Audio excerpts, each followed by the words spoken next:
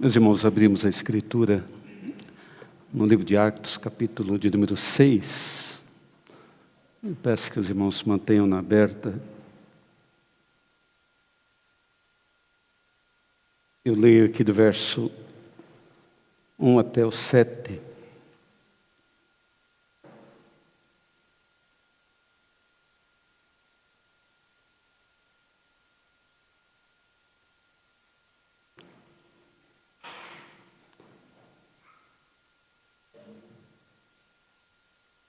Onde a palavra do Senhor registra assim: Ora, naqueles dias, multiplicando-se o número dos discípulos, houve murmuração dos helenistas contra os hebreus, porque as viúvas deles estavam sendo esquecidas na distribuição diária. Então, os 12 convocaram uma comunidade dos discípulos e disseram: Não é razoável que nós abandonemos a palavra de Deus para servir às mesas. Mas, irmãos, escolhei dentre vós 7 homens de boa reputação, cheios do Espírito e de sabedoria, aos quais encarregaremos deste serviço. E quanto a nós, nos consagraremos à oração e ao ministério da palavra. O parecer agradou a toda a comunidade e elegeram Estevão, homem cheio de fé e do Espírito Santo, Filipe, Prócoro, Nicanor, Timão, Pármenas e Nicolau, prosélito de Antioquia, e apresentaram-nos perante os apóstolos, e estes, orando, lhes impuseram as mãos. Crescia a palavra de Deus, e em Jerusalém se multiplicava o número dos discípulos, também muitíssimos sacerdotes obedeciam à fé. E que o Senhor se agrade, meus irmãos, de abençoar-nos com a meditação na porção da sua palavra nesta hora. Meus irmãos, é um privilégio a família ser conduzida, os filhos terem pais que os possam conduzir na vida. Deus colocou os pais como condutores, como aqueles que dirigem a sua família. Isso é bênção não só para a família, para os filhos, mas é bênção para uma igreja, é bênção para toda uma nação, ter famílias bem estruturadas, bem conduzidas. Igualmente o Senhor Deus fez isso com a sua família, a família da fé, a igreja querida. Aquela pela qual Cristo deu a sua própria vida. Jesus Cristo, Ele não somente resgatou a igreja, não somente comissionou-a, mas também Ele a conduz através de servos ordenados para que essa família seja bênção para as nações. E este é o ensino primordial que eu gostaria de mencionar e abordar nesse pouco tempo, juntamente com meus irmãos. Jesus Cristo resgatou a igreja, comissionou-a, e conduz-a através de servos ordenados para servir, ser bênção entre as nações. Cristo, meus irmãos, resgatou a sua igreja. Nós não vamos depurar tudo que falamos aqui em poucas palavras desse texto que temos diante de nós aqui. Por isso eu vou lançar mão de outros, vou mencioná-los à medida que andamos aqui na nossa palavra. Mas nosso Senhor Jesus Cristo, pouco antes da sua morte, Ele instituiu a ceia. Naquela noite, onde estava ele reunido com seus apóstolos, foi a ocasião em que ele falou, ele declarou que haveria de derramar o sangue da nova aliança, o sangue do pacto.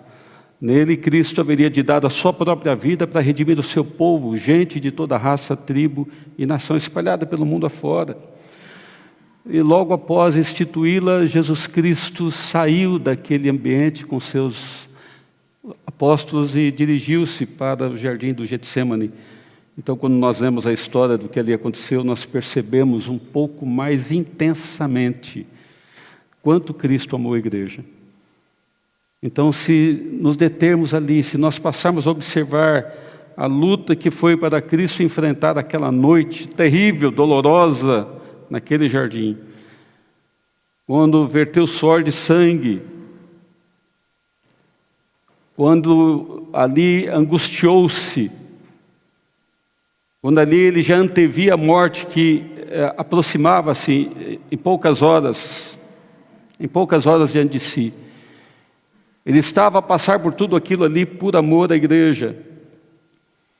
E nessas breves palavras, talvez nós não sintamos, não percebamos a gravidade do que aconteceu naquela noite e do que seguiu-se ao Getsêmani. Talvez fosse bastante conveniente que nós cada um de nós estudemos esse assunto em casa e nos detenhamos mais na narrativa dos evangelhos quando falam do Getsemane e o que ocorreu ali. E nós podemos perceber com vagar quanto Cristo sofreu por amor desta família, a qual ele chama também de a sua noiva, a noiva de Cristo, a noiva do Cordeiro. Jesus ama, amou e amará sempre a sua igreja. Então depois ele foi levado para um julgamento desonesto, falso.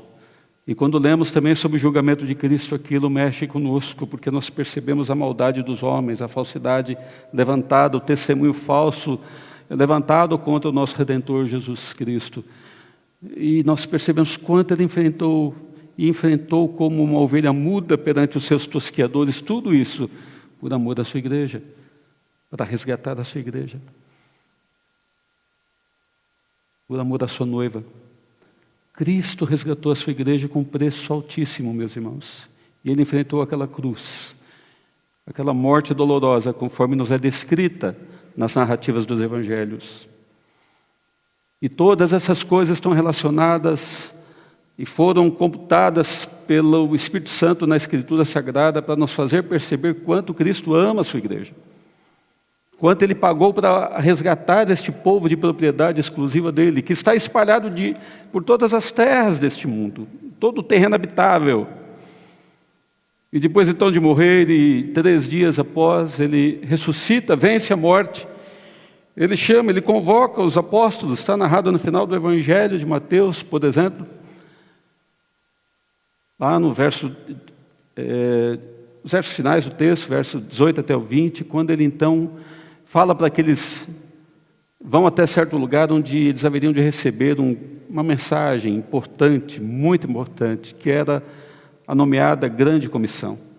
Ali Jesus Cristo atribui aos seus discípulos, comissiona os apóstolos e eles, através deles, toda a igreja, para que o Evangelho fosse anunciado a todas as terras, para que discípulos fossem feitos de todas as nações, para que aqueles que viessem a crer no Evangelho fossem batizados, e não somente batizados, fazendo-se assim parte da família de Cristo, do corpo de Cristo, cuidados dentro da família de Cristo, mas esse povo também precisa ser educado na doutrina, precisa aprender do Senhor e viver de acordo com a sua palavra. Então toda uma riqueza de informação nos é dada naquele breve sermão de cerca de 50 palavras da parte do Redentor Jesus, dirigido inicialmente aos apóstolos. Então nós adentramos no livro de Atos. O livro de Atos é uma narrativa que a gente percebe a igreja em andamento na grande comissão. Os apóstolos saem a pregar, há um grande movimento de crescimento de igreja. Nós ficamos entusiasmados quando lemos o crescimento da igreja narrado em Atos. Muitas vezes quando lemos nós queremos repetir aquilo, e as coisas não são bem assim, não é? O livro de Atos não é propriamente prescritivo, mas há muito ensino na história, e ensino para nós ainda hoje. E ali no livro de Atos nós aprendemos como Cristo ele conduz a sua igreja. Nós podemos perceber neste livro como Jesus Cristo então vai chamar através dos seus apóstolos homens ordenados para conduzir a sua igreja, para levar essa obra avante, para ir a cuidar da sua noiva, e essa noiva, a sua igreja vai avançar através das nações, para ser luz entre as nações. Cristo chamou-nos para ser luz, Cristo chamou-nos para ser sal da terra. Esse texto que nós temos diante de nós fala da instituição dos diáconos, fala de uma daquelas lideranças, um daqueles servos ordenados que Cristo instituiu através dos apóstolos para cuidar da sua igreja. Mas eu vou deixar isso aqui para o fim, eu vou saltar um pouco mais adiante. No mesmo livro de Atos, quando nós temos a primeira viagem missionária, no capítulo 13 de Atos, eu peço que o irmão abra.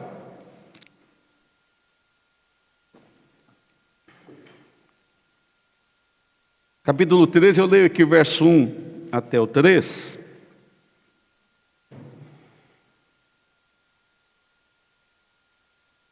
Nos é dito assim: havia na igreja de Antioquia profetas e mestres, Barnabé, Simeão, por sobrenome Níger, Lúcio de Cirene, Manaém, Colácio de Herodes, o tetrarca, e Saulo, E servindo eles ao Senhor e jejuando, disse o Espírito Santo: separai-me agora, Barnabé e Saulo, para a obra a que os tenho chamado. Então, jejuando e orando, impondo sobre eles as mãos, os despediram. Então, aqui nós temos conhecimento do início da primeira viagem missionária, quando, reunida na igreja de Antioquia, estava uma parcela da família dos senhores. Havia ali, nos é narrado que haviam certos líderes, são nomeados 5 deles, e 5 líderes que conduziam, que ensinavam a igreja, dentre eles Saulo ou Paulo, não é? E Barnabé.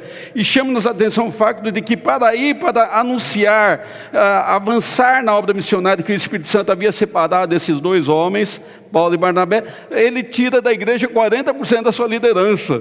Isso chama a atenção da gente, né? Nós não gostamos de perder os nossos líderes, né? Mas o fato é que no livro de Atos, a igreja de Antioquia, pelo menos de forma temporária, deixou de gozar do cuidado e da direção, do ensino de Paulo e de Barnabé, que foram para uma longa viagem missionária.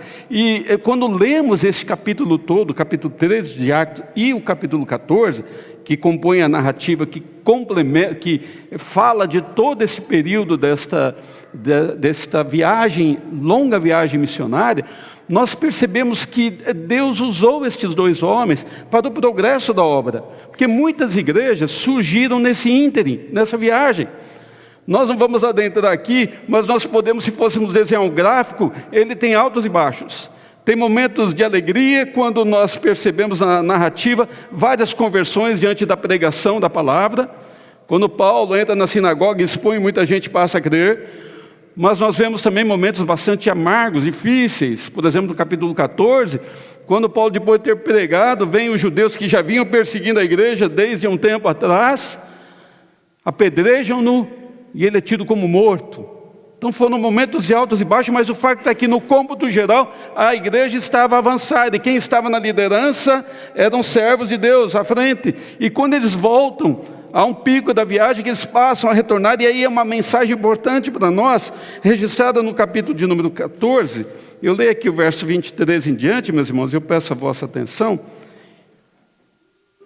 Verso 23 até o 28 nos é dito assim: veja que eles foram até um ponto alto, uma determinada cidade, surgiram várias igrejas nessa viagem missionária. Nós não sabemos exatamente quanto tempo durou, alguns especulam 2 anos, outros chegam a 3 anos, nós não temos certeza desta informação, mas foi um período longo. O fato é que eles começam a voltar e, promovendo-lhes em cada igreja a eleição de presbíteros, depois de orar com jejuns, os encomendaram ao Senhor em quem haviam crido, e atravessando a Psídia, dirigiram-se a Panfilha, e tendo anunciado a palavra em Perge, desceram a Atália, e dali navegaram para Antioquia, onde tinham sido recomendados à graça de Deus para a obra que haviam já cumprido. E chegados ali, reunida a igreja, relataram quantas coisas fizera Deus com eles, e como abrir aos gentios a porta da fé, permanecendo não pouco tempo com os discípulos. O fato é que quando eles vêm de volta para Antioquia, onde haverá de reunir toda a igreja para relatar o que havia acontecido na viagem missionária, contar as difíceis notícias e as boas notícias, o fato é que eles vão organizando as igrejas, vão instituindo a liderança, os presbíteros, que são servos ordenados, que haveriam de cuidar da igreja, e a igreja haveria de continuar o seu ministério, o seu trabalho, mas na direção dela haveria servos ordenados, e neste caso eram os presbíteros. E é interessante porque a Bíblia fala muito de presbítero. No Antigo Testamento falava dos anciãos, há uma continuidade aqui, não é? E há um papel de fundamental importância do presbítero, não só para a igreja local, mas para a obra missionária. A princípio parece não haver um nexo causal, mas o fato é que há, porque o progresso da igreja se deu com presbíteros. O avanço da igreja se dá com presbíteros, e como a gente vai perceber também com os diáconos. Há um nexo, uma relação direta entre uma igreja bem conduzida e o avanço da obra, meus irmãos. Por isso que é tão importante nós chamar a atenção para essa temática nessa manhã, que Cristo não só resgatou a igreja, Ele comissiona a igreja, mas Ele conduz, está a gente à frente a conduzir a igreja, para ela ser bênção, para elas abençoar as nações.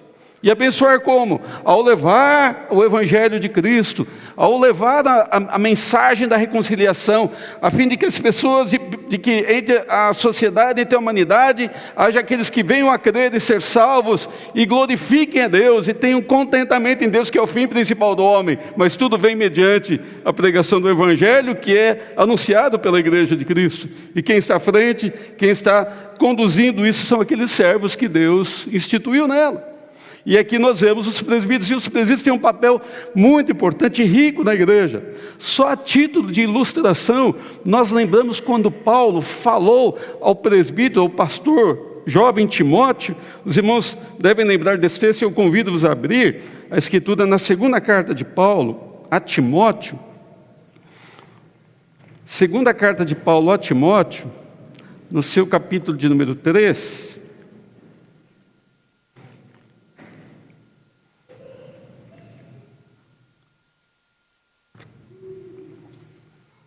Verso 16 e o 17 nos diz assim: toda a Escritura é inspirada por Deus e útil para o ensino, para a repreensão, para a correção, para a educação na justiça, a fim de que todo homem de Deus seja perfeito e perfeitamente habilitado para toda boa obra. E aqui está o apóstolo Paulo ensinando o pastor, ensinando o presbítero como conduzir a igreja. E um dos aspectos então dele tem a ver com como ele administra, como ele dispensa a palavra. Olha a grande utilidade para a palavra, e a gente, baseado só nisso, a gente percebe a riqueza do papel do presbítero na condução da igreja.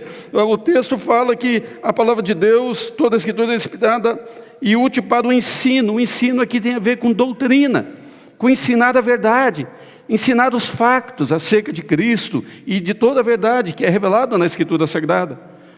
O texto também fala para a repreensão. A Escritura é útil não somente para ensinar a verdade, mas também para repreender. E a palavra repreender aqui no grego tem a ideia de corrigir ou tratar comportamento que não está de acordo com a doutrina. Ou seja, a pessoa pode ter uma boa doutrina e um mau comportamento, um comportamento que não é coerente com a doutrina. Então o presbítero, o pastor, precisa conduzir a igreja de uma tal forma que ele não só ensine a verdade, mas ajude a igreja a ter um comportamento coerente com a doutrina. E depois fala para a correção. A correção já é uma outra palavra que tem a ver não com o comportamento, mas com ideias erradas. Ou seja, há pessoas que têm ideias ou doutrinas que não conferem com a verdade, não conferem com a palavra, e elas precisam ser corrigidas na sua forma de pensar doutrina, ou de pensar e entender a palavra de Deus. Por fim, a Escritura também é útil para a educação na justiça, em outras palavras, para colocar a doutrina na prática. Como é que nós praticamos a doutrina? Ou seja, como é que eu vivo a doutrina? A doutrina, a vida cristã é uma vida piedosa, não é somente de conhecimento da palavra, mas também de piedade, de obediência ao Senhor. Então, só isso aqui a gente percebe a grandeza do papel do presbítero na condução da igreja. E ele que estará com outro irmão, com outro oficial da igreja, a conduzir a igreja para que ela seja bênção para as nações, para que ele encoraje a igreja. E antes de eu olhar para o diácono, meus irmãos, eu preciso dizer que nós, na atualidade, precisamos resgatar o nosso valor e o amor que nós dedicamos aos nossos líderes. Então, eu estou fora da igreja aqui presente, então eu posso falar isso com mais tranquilidade, mas nós precisamos amar os nossos presbíteros, meus irmãos. Nós precisamos honrá-los, encorajá-los, porque o papel que eles têm é um papel muito rico, muito grande, muito desafiador.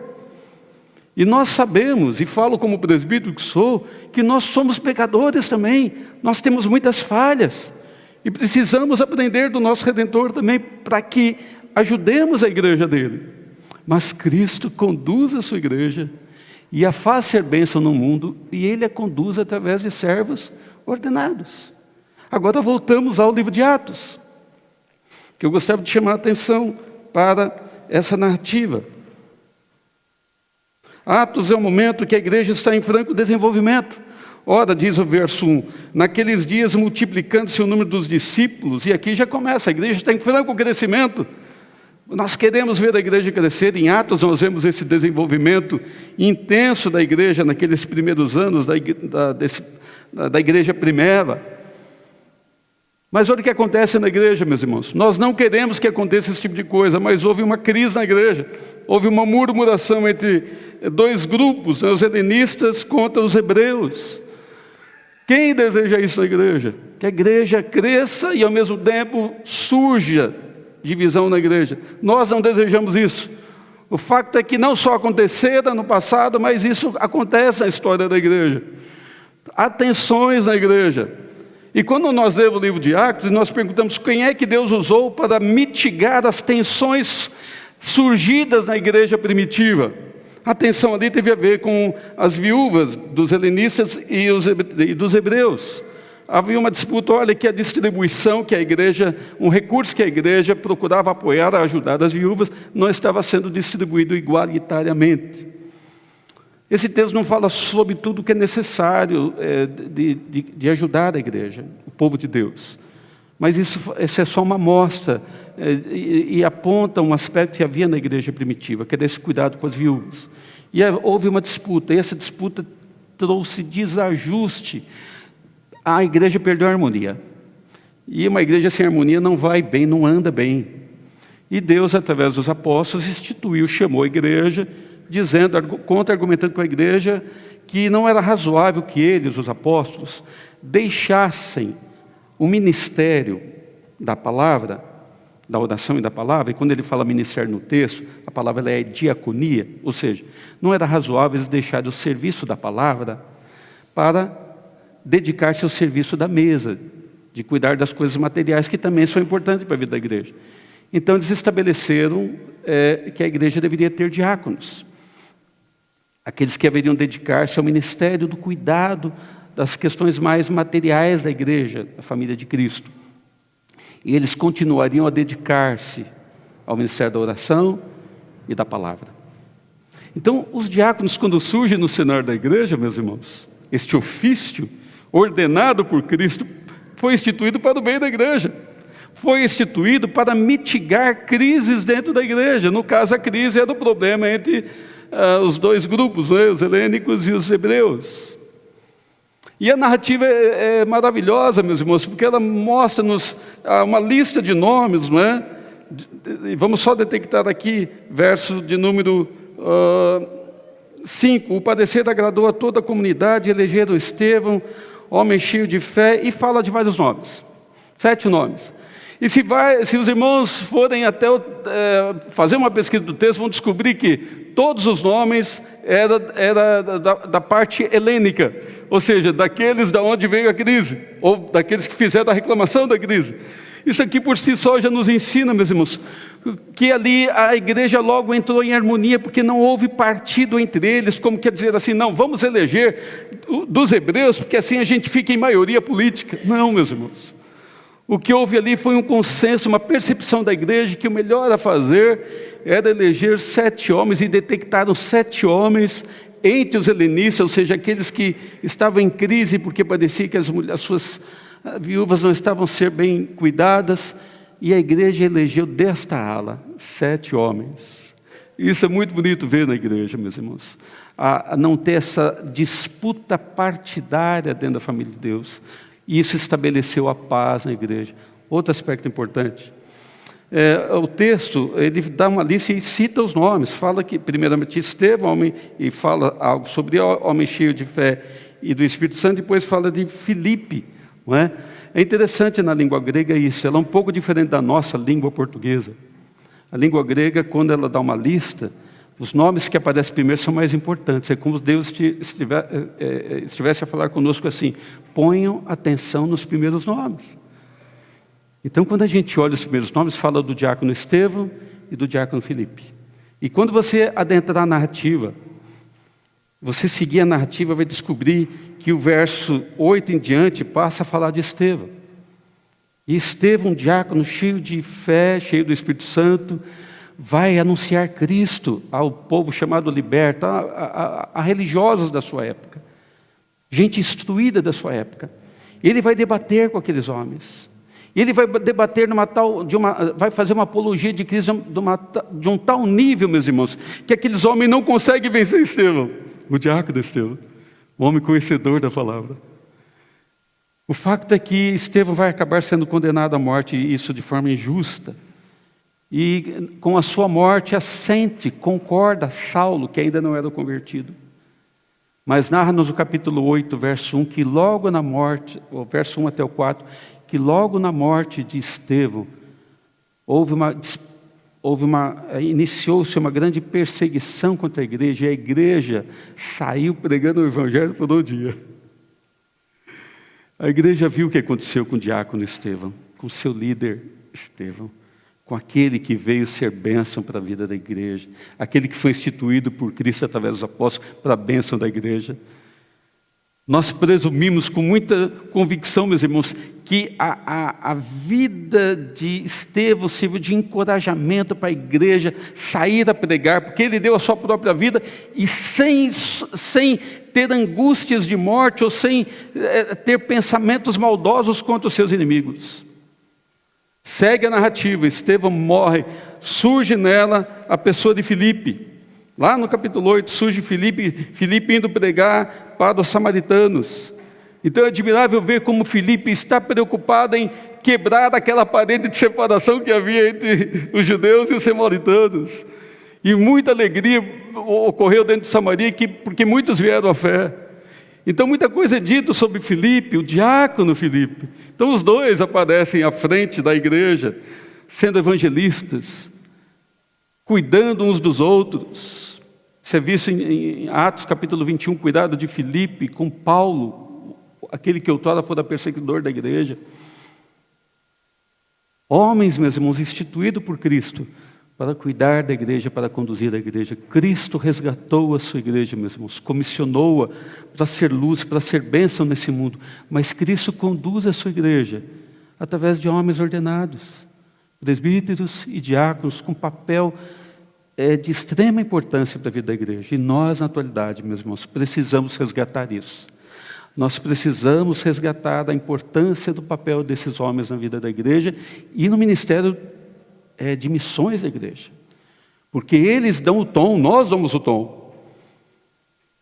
Nós encorajamos ou desencorajamos a igreja. Nós ajudamos ou não ajudamos a igreja. Nós fortalecemos o trabalho ou nós não fortalecemos o trabalho. Mas o papel desses homens é importante, meus irmãos. E se nós desejamos fazer um bom trabalho na missão que Cristo deu para nós como igreja, a grande comissão, eu queria resumir tudo em uma palavra: relacionamento.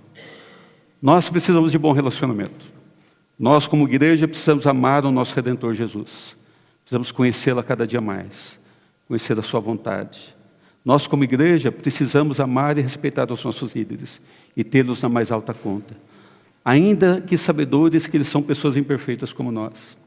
Mas precisamos nos relacionar bem, ter um relacionamento saudável, para que a igreja seja bênção para as nações.